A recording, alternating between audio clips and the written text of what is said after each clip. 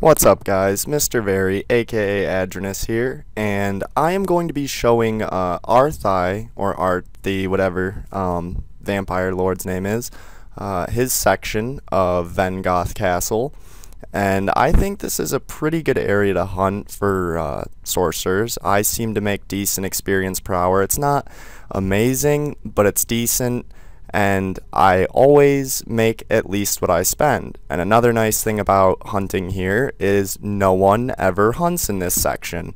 The section south of where my character is right now and the section southeast are always camped by botters. If you've ever been to Vengoth and ever been to the Vampire Castle, you know that those are always camped. And unless you're in the leading guild or whatever, you really won't have a chance to hunt there.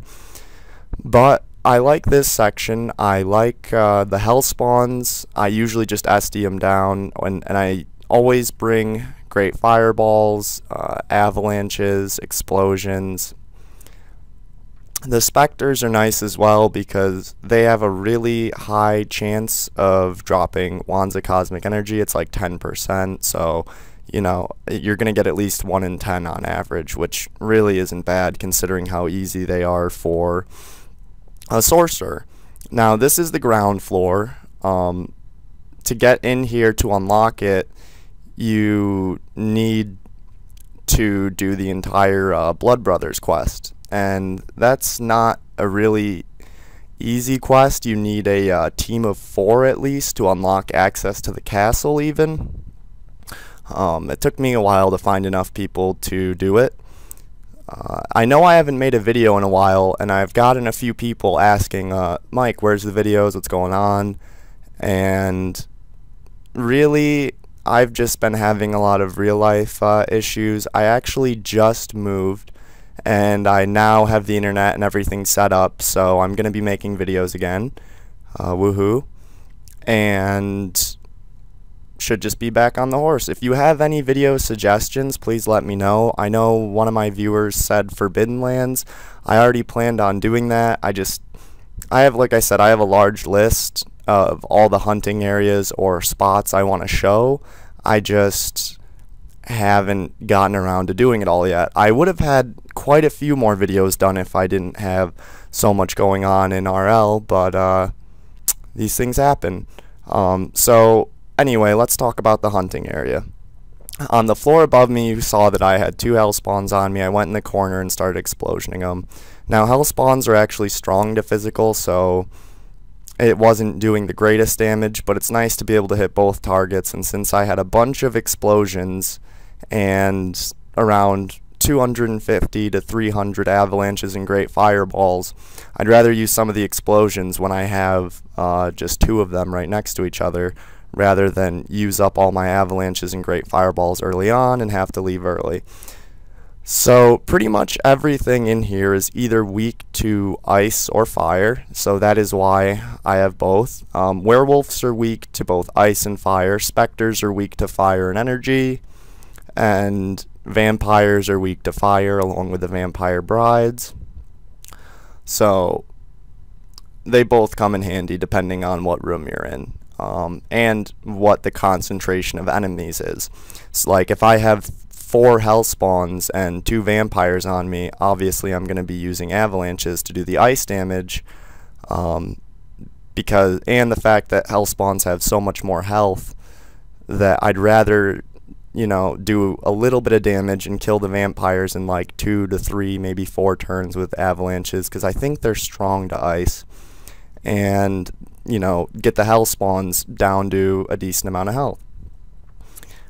So here's the ground floor again, and we're gonna go up, and this part is a little tricky at first. I usually trap myself in the bottom left corner, and you can see that since there's more creatures that are weak to fire at the moment, I'm using great fireballs. This room has like around 5 to 6 hell spawns, a specter, a ton of vampires, and vampire brides. But they're cake compared to hell spawns and specters, so I'm gonna finish off the hell spawn, avalanching to get rid of him, and moving forward. I actually didn't really get much good loot while I was recording this time. I guess my loot luck ran a little short. After this recording, I got level 214 again, and made about what I spent. I didn't have a really good hunt, which was kind of unfortunate because the experience per hour here isn't really that great, but I like the fact that no one's ever here and that I usually make pretty good money here. So I'm going to lure a bunch of the hell spawns on me and then go in the bottom right corner along with the Spectre. And this is my usual method of clearing this room. I take out the ones to the east and then go west, get as many on me as I can, and then run to the south so only one can hit me at a time. And then just spam AoEs until they're down. So you can see I'm taking care of the hell spawns pretty quickly, and the Spectre is getting hit. I believe they're strong to ice as well, so I'm not doing quite as much damage as I could be if I was using fire, but since, once again, there are more hell spawns, I would rather use avalanches. So, yep, not too much loot yet. Before I started recording, I looted a wand of cosmic energy and like that velvet tapestry, so didn't really miss any good loot.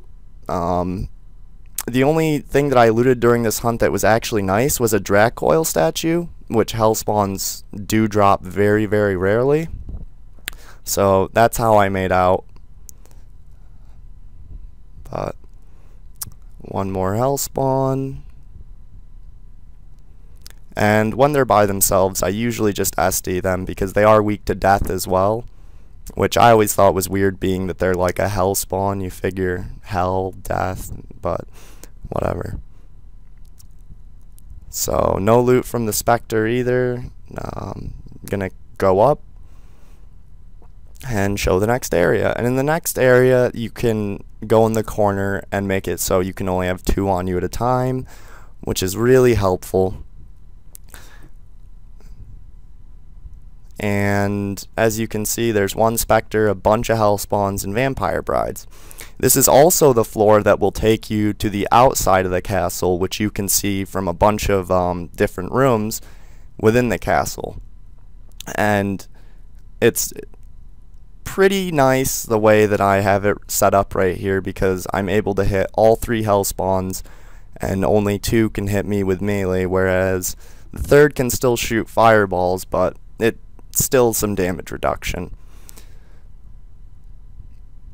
And to the south is how you get to the outer ring of the vampire castle, excuse me.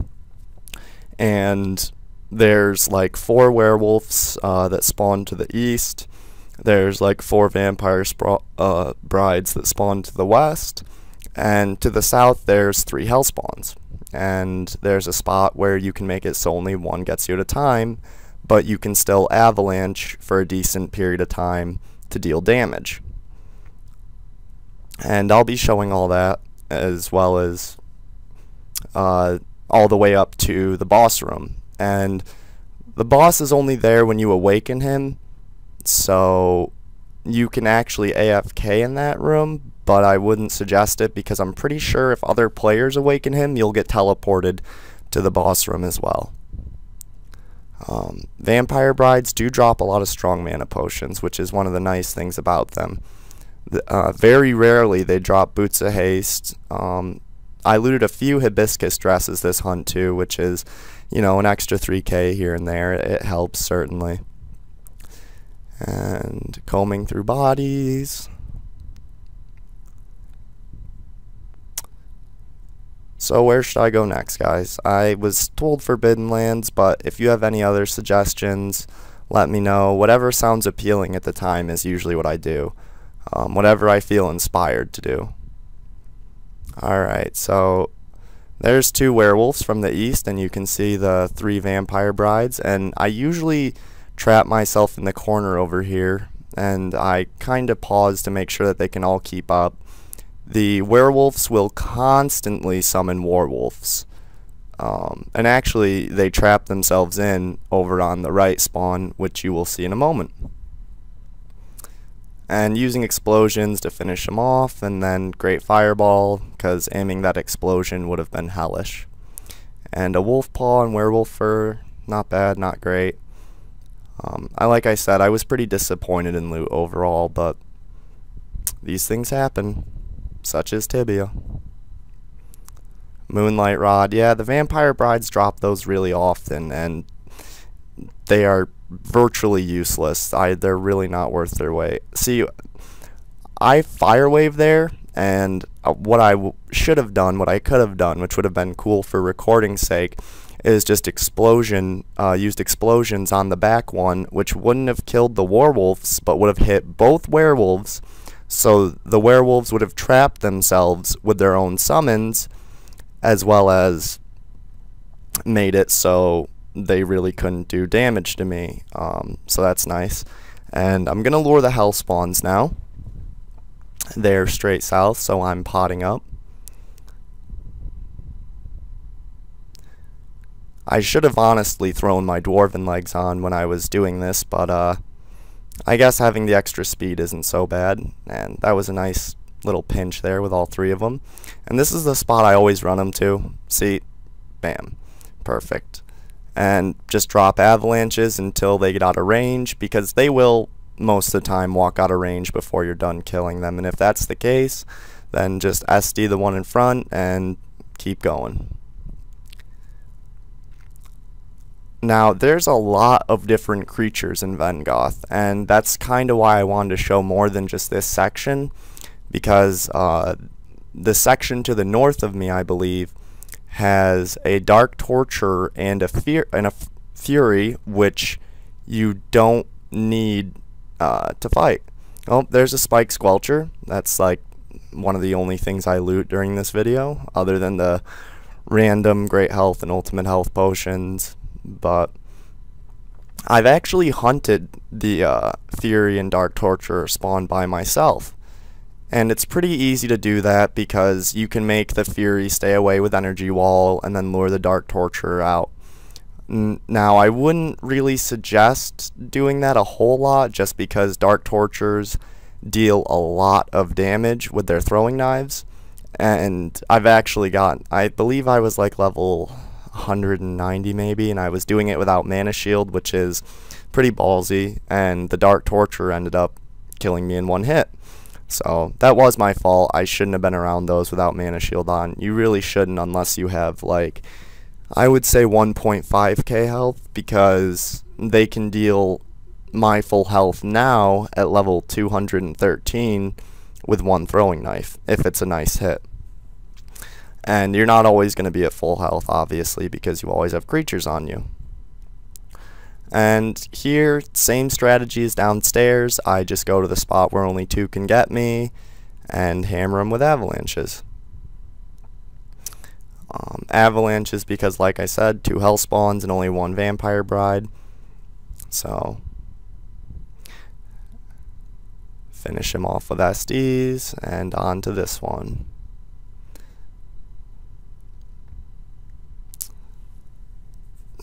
Down.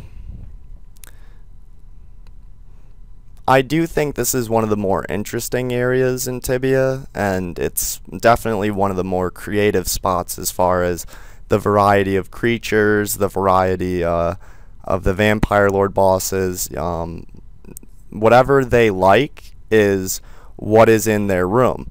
So there's like one that's obsessed with plants. I think that's Borith, and he has a bunch of earth elementals and bog raiders. Now, I just used rage there just to clear out some of them and deal a good amount of damage.